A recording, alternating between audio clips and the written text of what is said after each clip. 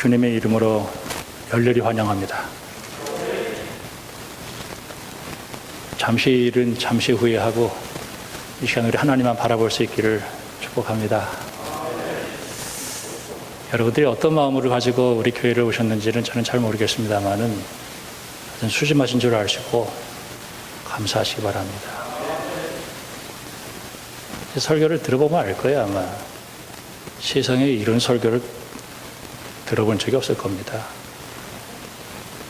우리 교회가 비록 작은 교회지만은 하나님의 기름 부으심이 있고 또 성도들이 열심으로 기도하고 있습니다. 은혜가 되죠? 사람 많이 있다고 해가지고 뭐 꼭 은혜 되는 것도 아니에요. 또 사람이 뭐 적다고 해가지고 뭐 또 은혜가 안 되는 것도 아닙니다.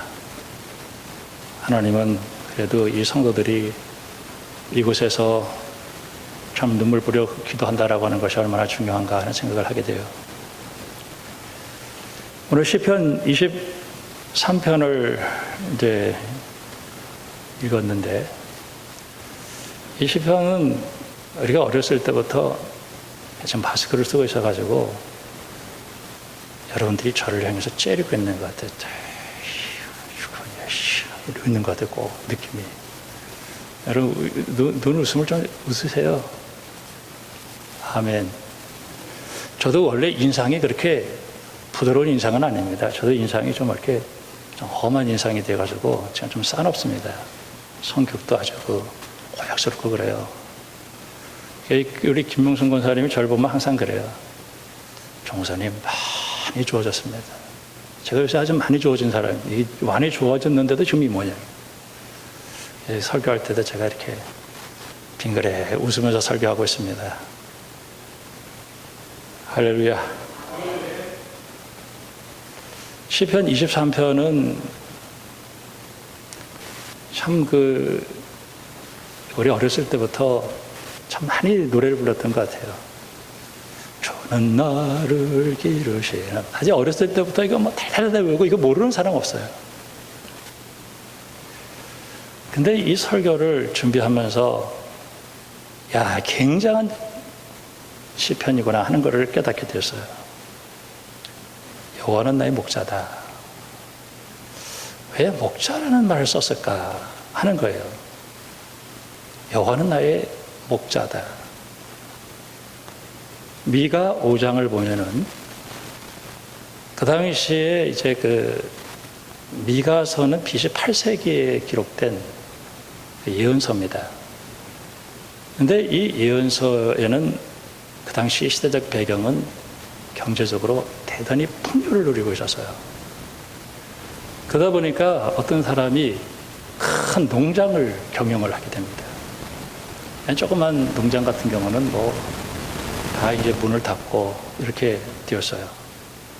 그러니까 이 사람들이 도시 노동자로 전락을 하면서 자기가 가지고 있었던 땅 다 팔고 그렇게 이제 월급쟁이로 전락하게 되면서 그 사회는 빈익빈 부익부가 가속화되어지고 그리고 하나님이 원하시는 시대가 되지 않아서 이 미가라는 사람이 등장하게 됩니다. 그때 이 미가는 그 당시에 정치 지도자, 경제 지도자들을 향해서 신랄하게 공격을 하고 있어요. 그들이 돌봐야 될 그 백성들의 그 피폐한 모습을 보면서 이제는 너희들에게 맡겨두면 안 되겠다 해서 친히 메시아가 온다라고 하는 것이 미가 5장인데 우리가 성찰될 때마다 보는 얘기죠. 베들레헴 에브라다야 너는 유다 족속 중에서 작을지라도 어떤 큰 대도시에서 나온 게 아니라 시골에서 근본 상고의 영혼에게 있다 이렇게 얘기하면서 그분이 오시는데 목축을 하니라는 말을 쓰고 있어요. 그러니까 그 당시에 정치 지도자들, 종교 지도자들에 대한 평가가 좋지 않았습니다. 그래서 하나님께서 친히 오셔서 그 고난당하는 백성들을 친히 다스리시는데 그때 쓰는 개념이 목자의 개념이었다는 거예요. 요한복음 21장에 예수님께서 부활하시고 네가 나 사랑하느냐 물으신 후에 내 어린 양을 먹여라. 내 양을 치라. 내 양을 먹이라. 요한복음 10장에서 보면은 예수님께서 자기를 선한 목자다 이렇게 얘기를 하셨어요. 그리고 도둑이 오는 것은 도둑질하고 죽이고 멸망시키려는 것뿐이요 내가 온 것은 양으로 생명을 얻게 하고 더 풍성히 얻게 하려 합니다. 나는 선한 목자라. 선한 목자는 양들을 위하여 목숨을 버리거니와. 여기서 도둑은 그 당시의 종교 지도자들, 정치 지도자들을 가리킵니다. 물론 우리가 영적으로 사탄이라고 얘기할 수 있어요. 그들은 사람들을 죽여요. 그리고 도둑질하고 뺏어갑니다. 그때 예수님께서는 그들을 대신해서 오셔서 목숨을 바치겠다라고 이야기를 하고 있는 것입니다. 저는 최근에 어느 교회를 제가 이렇게 보면서 저는 목사에 대한 관심이 별로 없습니다. 저는 장로들에 대해서도 관심이 없어요. 목사를 잘못 만나고 장로를 잘못 만나서 고생하는 그 피눈물 나는 성도들을 보게 되었어요. 고린도전서 3장을 보면은 고린도 교회의 문제 가운데 가장 심각한 문제는 교회 분열이었어요. 지도자들을 향해서 성도들이 갈라지기 시작했어요. 성도들은 하나님을 따르기를 포기하고 유력한 지도자를 뒤에 줄을 서기를 시작합니다. 그게 아볼로, 게바, 그리스도, 바울파. 하나님을 따라간다는 것은 힘들기 때문에 누가 더 설교를 잘하냐, 누가 더 인기 있느냐, 거기다 줄을 서는 거예요. 그때 하나님께서 뭐라고 말씀하시냐면 하나님의 성전을 더럽히면 하나님이 그 사람을 멸하신다, 죽여버린다는 얘기예요. 하나님의 교회를 교회되게 하시는 분은 그리스도예요.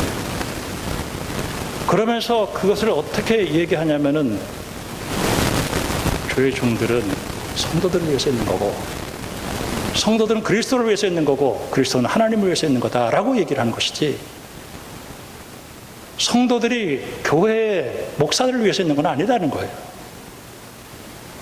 그러면서 교회의 분열의 문제를 해결하고 있습니다. 예수님께서 오늘 이 말씀에서 여호와께서 나의 목자시다, 저는 하나님이 내 목자라고 하는 이 고백은요, 대단한 고백입니다. 목자로서의 왕. 제가 요새 시편을 가지고 새벽 기도를 하는데 22편 그리고 그 전에 계속 왕에 대한 얘기를 계속 했어요. 시편 22편에서는 고난받는 그리스도로서의 그 종의 모습을 우리에게 나눠주고 있었습니다. 잘못된 지도자들에서 압제와 수탈로 고난을 당하는 하나님의 백성을 위해서 하나님이 친히 이들의 왕으로 오셨습니다. 그분이 선한 목자가 됩니다. 저는 이 미얀마를 보고 혹은 이 북한을 보는 거예요. 거기에 지도자들이 잘못되니까 사람들이 사망의 음침한 골짜기를 걷더라고요. 제가 시편 23편을 보면서 왜 사망의 음침한 골짜기를 이렇게 걸어가고 왜 하나님이 목자가 되셔야 되는가? 그 당시에 지도자들이 잘못했다는 얘기예요. 우리 교회가 교회 창립 기념주일날 헌금을 합니다. 이번 이 헌금 전액은 우리 미얀마에서 고난당하는 사람들을 위해서 선교 헌금을 보내려고 합니다. 여러분 이번에 잘 동참해 주시면 되겠습니다. 여호와는 나의 목자다. 에베소서 2장에 보면은 죄와 허물로 인해서 우리가 죽었고 그리고 불순종의 아들들 가운데 역사하는 영, 그래서 우리는 죄의 종으로 진노의 하나님의 자녀였어요. 예수 그리스도의 십자가의 구속의 은혜로 내가 하나님의 자녀가 되었다라고 하는 이 은총이 얼마나 놀라운 일인지 모릅니다. 세상 사람들은 지금 뭔가 목자가 있어요. 뭐 요새 주식도 올라가고 뭐 부동산도 올라가고, 그러니까 뭐 돈이 목자가 되고, 그런 가운데에서 여호와는 나의 목자라고 고백하는 여러분들에게 하나님께서 복의 복을 주실 줄로 믿습니다. 골로새서 3장의 말씀에서도 보면은 그 아들 안에서 우리가 성령 죄의 사함을 받았다. 21절에 전에 악한 행실로 멀리 떠나 마음으로 원수되었던 너희를 이제는 그의 육체의 죽음으로 말미암아 화목하게 하사 너희를 거룩하고 흠이 없고 책망할 것이 없는 자로 그 앞에 세우고자 하셨다. 참 하나님의 은혜가 얼마나 감사한지 말이에요. 그러면서 사도 바울은 그 몸된 교회를 위해서 이제 내 그리스도의 남은 고난을 자기 육체에 채우겠다라고 얘기하고 있어요. 로마서 6장을 보면은 세례에 대한 얘기가 나옵니다. 그러면서 예수 그리스도의 십자가의 구속의 은혜가 나에게 주어진 은혜가 뭔가? 내가 죄의 종이었다는 거예요. 죄의 종. 죄는 인격입니다. 나를 죄가 하자는 대로 내가 했던 사람이에요. 그래서 죄의 종으로 살았어요. 죄가 왕이에요. 그렇게 망가지고 깨진 나를 위해서 예수님께서 십자가를 지시고 그 죄의 종으로 살던 것을 하나님의 종으로 삼아 주어서 죄에 대하여 죽고 이제 하나님의 종으로 살게 하셨고, 이제는 우리가 육체를 불의의 병기로 드리지 말고 하나님의 종으로 하나님께 드려라 라고 이야기하고 있습니다. 전 세례를 받았다라고 하는 것이 얼마나 감사한지 몰라요. 내가 하나님의 종이 되었다라고 하는 것이 얼마나 감사한지 몰라요. 마태복음 3장에 세례가 또 나와요. 근데 이 세례가 나오는데 그때 이제 세례 요한이 세례를 줬는데 사람들이 막 왔어요. 그때 쓴 말이 독사의 자식이라는 말을 써요. 그리고 너희가 예수를 믿고 회개해서 하나님의 종이 되어야 되지 않겠냐라고 얘기하고 있습니다. 요한복음 3장에 보면은 니고데모가 예수님에게 왔어요. 예수님께서 뭐라고 말씀하셨냐면은 물과 성령으로 네가 거듭나야 되겠다. 그래 하나님 나라를 보겠다. 우린 죄의 종으로 살면서 정말 새롭게 거듭나지 않으면은, 새롭게 창조되지 않으면 우리 하나님의 나라를 볼 수가 없어요. 물과 성령으로 거듭난다라고 하는 것은 바로 위로부터 예수 그리스도의 십자가의 은혜로 나 같은 죄인이 새롭게 창조되어서 하나님의 자녀로 되었다라고 하는 그 위대한 역사가 일어났다는 거예요. 갈라디아서 2장에서 이제는 내가 그리스도와 함께 십자가에 못 박혔나니 그런즉 이제는 내가 사는 것이 아니라 내 안에 그리스도께서 살아계신 것이다. 이제 내가 육체 가운데 사는 것은 나를 사랑하사 나를 위하여 자기 자신을 버리신 하나님의 아들을 믿는 믿음 안에서 사는 것이다.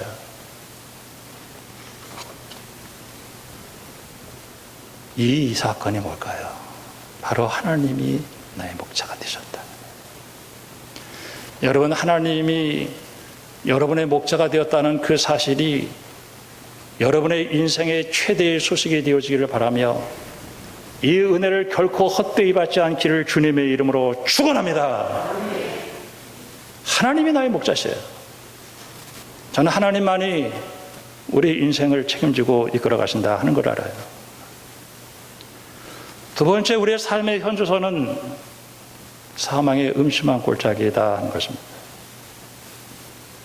아까도 우리가 잠깐 얘기했지만 요한복음 10장에 그 당시에 타락한 지도자들은 우리를 죽음으로 몰아가고 도둑질해요. 다윗 바로 앞에 사울이라는 왕이 있어요. 사무엘에게 사람들이 가서 우리에게 왕을 주세요. 왜 블레셋처럼 저렇게 강력한 왕을 주세요. 사무엘은 너무너무 가슴이 아픈 거예요. 우리의 왕은 하늘에 계신 하나님뿐이 없다. 계속 와서 우리에게도 우리를 위한 왕, 우리를 위한 왕, 하나님을 위한 왕이 아니라 우리를 위한 왕을 달라고 계속 얘기를 해요. 그때 사무엘이 하나님 만나요. 너무 슬퍼하지 마라. 너를 버린 것이 아니라 나를 버렸다라고 얘기하면서 그들이 하자는 대로 해라 이렇게 얘기를 해요. 사울왕이 두 가지 실수를 했죠. 하나님 예배 드릴 때 사무엘이 조금 늦게 갔을 때 그가 급해서 하나님의 종만이 해야 될 일을 그가 했던 것입니다. 아말렉과의 전쟁을 얘기하면서 모든 거 다 죽이라 그런 거예요. 싹 다 죽여라. 저는 그 마틴 부버라고 하는 사람의 나와 너라는 그 책을 보면서 이 사무엘이 하나님을 잘못 이해한 것이 아니냐. 어떻게 사랑의 하나님이 그렇게 모든 것을 다 진멸하고 진멸, 헤렘이라고 하는 것입니다. 상당히 저도 고민했어요. 이게 무슨 뜻인가? 네가 그것을 죽이지 않으면 네가 죽는다는 얘기였어요. 그때 사울이라고 왕은 탈취하게 급했고, 그래서 아갑과 그리고 짐승들을 살려가지고 돌아왔어요. 그때 사무엘이 그 사울을 보면서 지금 이 소리가 도대체 무슨 소리냐 이거예요. 그러면서 하나님께 순종하는 것이 제사보다 낫다. 그리고 네가 그렇게 고집스럽고 탐욕스러운 걸 보니까 나는 우상 숭배하는 사람 같다라고 얘기하면서 하나님이 그 사울을 꺾어내십니다.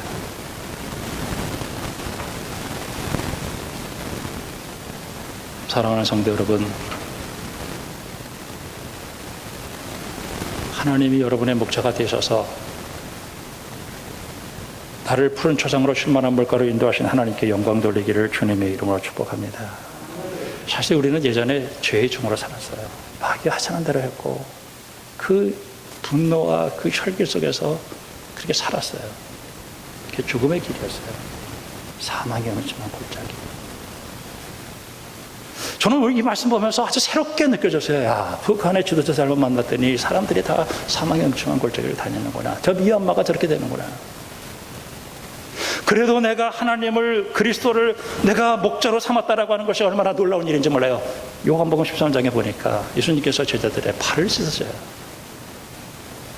그러면서 그 발을 씻으시는 그 예수님이 내가 주와 선생에 되어서 너희 발을 씻었으니까 너희도 서로 발을 씻는 것이 마땅하다라고 얘기하면서 그 사랑의 종, 내 목자 예수, 평화의 왕, 저는 그 예수님이 얼마나 고마운지 몰라요. 마가복음 10장에 보니까 예수님께서 예루살렘에 올라가셔서 십자가지로 올라가시는데 제자들이 따라요. 여차오되 주의 영광 중에 우리 하나는 주의 우편에 하나는 좌편에 앉게 해주십시오라고 얘기를 해요. 예수님께서 그들을 향해서 이야기하기를 어떻게 말씀하시냐면은 너희 중에 누구든지 으뜸이 되고자 하는 자는 모든 사람의 종이 되어야 한다. 인자가 온 것은 성경을 받으려 함이하며 도리어 섬기려 하고 목숨을 많은 사람의 대속물로 주려 함이다 라고 얘기를 했습니다. 저는 요새 많은 걸 생각해요. 나는 최고로 높은 자리에 올라가서 십자가 지겠다 라고 얘기하는 사람도 참 많습니다. 대통령에 대해서 나는 이 회사의 CEO가 돼서 십자가를 지겠습니다. 여러분 곰곰이 생각하시기 바랍니다. 그건 십자가가 아니라 영광의 길입니다. 우리 주님이 목자가 되셔서 선한 목자가 되셔서 나를 위하여 죽으셔서 하나님의 자녀가 삼아주었다는 이 사실을 헛되이 받지 않기를 주님의 이름으로 축원합니다. 이제 세 번째로 그 양이 누릴 축복입니다. 여호와는 나의 목자시니 내게 부족함이 없다. 제가 어떤 영화를 봤어요. 사람들이 대한민국 사람들을 속이기 좋다는 거예요. 대한민국 사람들은 자기가 가진 것에 만족할 줄 모른다는 거예요. 더 많은 것을 갖고 싶어. 더 많은 것을 갖고 싶은 거예요. 더 많은 것을 갖고 싶어하는 사람에게 여러분 사탄이 교묘하게 역사한다는 사실, 사기꾼들은 항상 거기에 역사를 해요. 대한민국 사람들은 왜 이렇게 억울한지 모르겠다. 이렇게 억울한 사람이 너무 많다. 그래서 자기의 위치나 자기의 상황을 고려하지 않고 끊임없이 높아지려고 애를 쓰고 있다는 거예요. 그래서 이들을 장난치기 좋다라는 얘기를 하면서 제가 깜짝 놀랐어요. 여호와는 나의 목자시니 내게 부족함이 없다. 이 부족함이 없다라는 얘기는 내게 필요한 모든 욕망을 채워준다는 것이 아니라 바로 내게 하나님께 주신 그 은혜 가운데 어떤 형편이 있다 할지라도 나는 감사하다는 거예요. I have everything which I need. 내게 필요한 모든 걸 주신 자입니다. 저는 만족해요. 저는 어느 교회 가서 어느 교회 어떤 목사님들 누구를 만나든지 제가 우리 교회가 작다는 것에 대해서 저는 위축되거나 조금 더 그런 거 없습니다.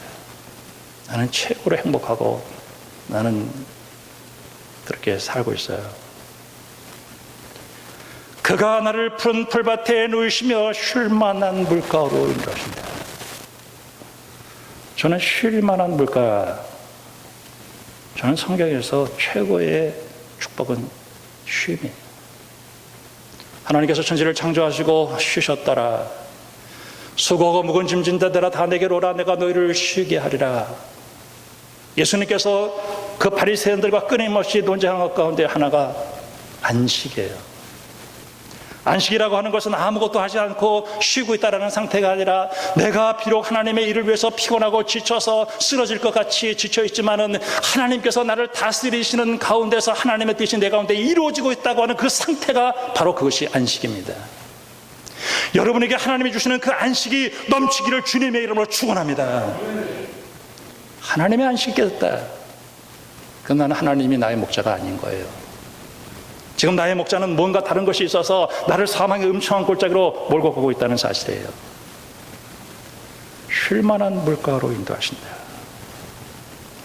요한복음 4장에 보면은 어떤 여자가 있어요. 자, 이 여자 되게 예쁜 여자예요. 남자가 5이에요. 지금 있는 남자도 자기 남편이 아니야. 예수님께서 이 여자를 만났어요. 내가 주는 물을 마시면 영원히 목마르지 않겠다. 이 사람은 영원히 목마른 사람이었어요. 우리 인간은 하나님 창조하셨을 때 하나님만이 채울 수 있는 공간이 있어요. 세상에 쾌락, 돈, 명예 절대로 채울 수 없는 공간이 있어요. 그 공간은 하나님만이 채울 수 있는 거예요. 여호와는 나의 목자시니 내가 오늘 하나님 앞에 나와서 예배를 드릴 때마다 하나님께서 내 마음에 채워주시는 그 쉴만한 그 물이 있어요. 여러분, 푸른 초장, 우리 주님은 요한복음 7장에서 명절 끝에 유대교회 그 명절에 참석했다가 이들이 은혜를 못 받았고 마음이 허탈했어요. 누구든지 목마르거든 내게로 와서 마셔라. 나를 믿는 자는 성경에 이른같이 그 배에서 생수의 강이 흘러가리라. 비록 사망의 음침한 골짜기 같은 세상 속에 살지만은 여러분이 하나님의 여러분이 목자가 되셔서 여러분의 마음이 쉴 만한 물가가 여러분의 심령 속에 매일 있기를 주님의 이름으로 축복합니다. 푸른 풀밭. 이스라엘 백성들이 광야에서 그 만나의 죄를 먹고 죽었어요. 예수님께서는 자기는 생명의 떡이라고 얘기를 했습니다. 살리는 것은 영이요 육은 무익하다. 저는 이 말씀 보면서 얼마나 감사했습니다. 저도 세상 살면서 세상에 대해서 목마름이 많았었죠. 근데 그게 내 인생의 결정적일 때 아무런 소망이 없다는 걸 알았어요. 나를 살리시는 분은 성령님이고 예수님이라는 사실을 알았어요. 예수님께서 자기는 생명의 떡이다. 그러면서 우리 주님께서 뭐라고 말씀하시냐면은 주께서 내 원수의 목전에서 내게 상을 차려주시고 기름을 내 머리에 부으셨으니 내 잔이 넘치나이다. 요한복음 2장에 예수님께서 처음으로 기적을 일으키셨는데 그 기적이 가나의 혼인잔치였어요. 포도주가 떨어졌어요. 예수님께서 물을 변해서 포도주를 만들어주신 사건이에요. 내 인생에 포도주는 기쁨이에요. 내 인생의 기쁨이 사라졌다. 신앙관계 깨졌다는 얘기예요. 예수님께서는 오늘 우리에게 뭐라고 말씀하십니까? 원수의 목전에서 내게 상을 차려주시고 기름을 내 머리에 부으셨으니 내 잔이 넘치나이다. 여러분이 살아가는 삶의 현장은 여러분을 죽이려고 하는 것들이 가득 차 있는 세상 속에 살고 있어요. 예수님을 목자로 삼고 여러분의 심령 속에 하나님 주시는 평강이, 하나님 주시는 은혜가, 하나님 주시는 기쁨이 충만하기를 주님의 이름으로 축원합니다. 축원합니다. 저는 이 평안이 깨졌다라고 하는 것은 이건 아무것도 아니라는 생각을 하는 거예요. 예수님께서 그 얘기를 하시고 요한복음 2장에서 그 얘기를 하는데 다른 복음에서는 뒤쪽에 있는데 요한복음 2장 끝에 유대교 성전에 들어갔죠. 그 성전 기능을 중지시키는 거예요. 그 돈 파는 바꾸는 자 이런 사람들 다 내쫓아버리고 그리고 새로운 하나님의 공동체를 만들어 주시는데 바로 그분이 바로 예수님이었다.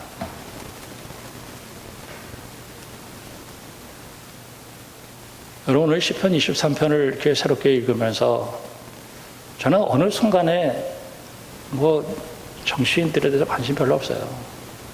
문재인, 뭐 박근혜, 뭐 이명박, 뭐 전두환 참 관심 없습니다. 어느 순간에 제가 관심이 없어졌어요. 제가 시편 28편인가 거기 보면은 속으로는 겉으로는 화평을 말하나 속으로는 악독이로다. 그 당시 정치인들을 향해서 신랄하게 비판한 거예요.